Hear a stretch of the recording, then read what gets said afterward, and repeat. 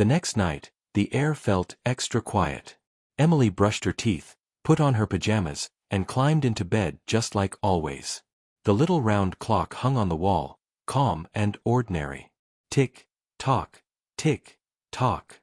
But when the room grew still and her eyes began to close, the ticking changed again. Tick, tock, Huum. Tick, tock, Huum. It sounded like a soft lullaby.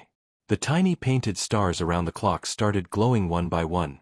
Not bright, just gentle, like candles in the distance. Emily felt herself floating upward in her dream once more. The silver star appeared beside her, but tonight it wasn't alone. Behind it stood a tall, glowing figure made of soft golden light. It wasn't scary. It felt warm, like sunshine through a window. "Who are you?" Emily whispered. "I am the keeper of gentle time," the glowing figure said kindly. "I make sure every child's night moves slowly and peacefully." Around them stretched a sky made of deep blue velvet. Floating in the air were hundreds of clocks, big and small, all ticking softly together. But none of them rushed. Each clock released tiny silver threads that drifted down toward sleeping homes far below. "What are those?" Emily asked. "Moments of calm," said the keeper. "We send them to children so their dreams stay sweet." Emily watched as one silver thread floated gently toward her house. It shimmered like moonlight and slipped through her bedroom window. She felt it wrap around her like a cozy blanket. Suddenly, she noticed something unusual. One small clock in the sky was ticking too fast. Tick, tick, tick, tick. Its hands spun quickly, and its glow flickered nervously.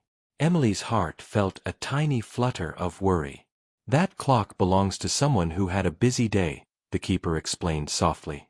"Sometimes minds race before sleep." Emily thought for a moment. Then she remembered the midnight garden.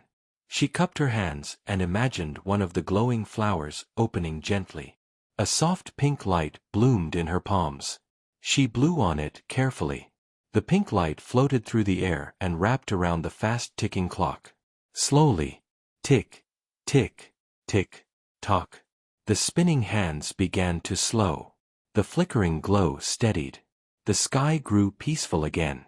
The keeper of gentle time smiled warmly. "You are learning," the figure said.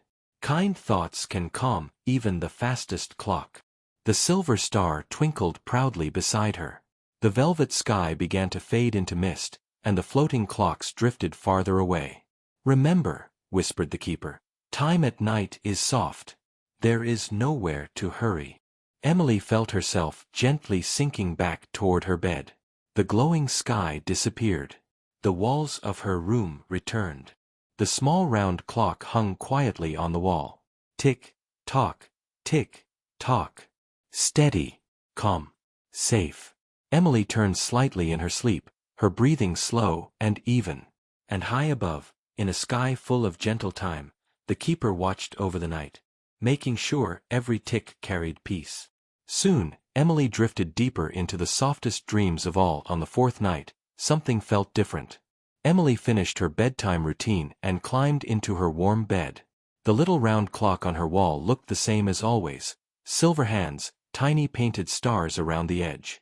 Tick, tock, tick, tock. But tonight, one of the painted stars did not dim when the lights went out. It stayed glowing. Softly, patiently. As Emily drifted into sleep, she didn't float upward this time. Instead, her room itself began to shimmer. Her blanket sparkled like it had been dusted with moonlight. The floor felt like smooth clouds. The air hummed gently, like a quiet song with no words.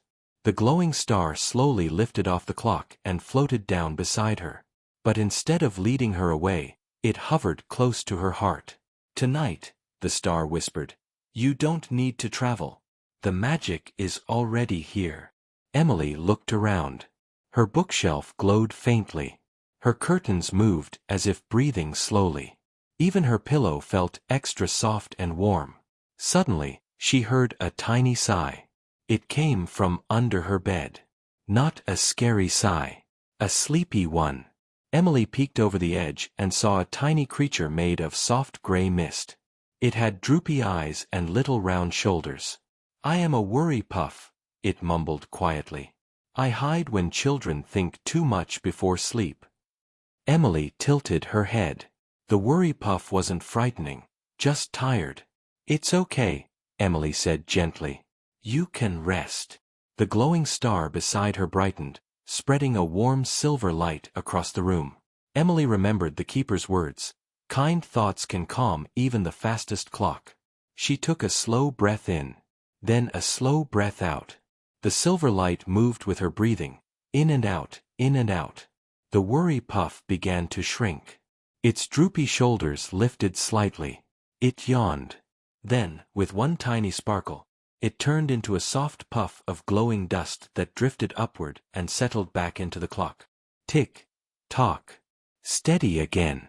The star floated closer to Emily's forehead and gave one gentle twinkle. You are braver than you know, it whispered. The room slowly returned to normal. The glow softened. The humming faded.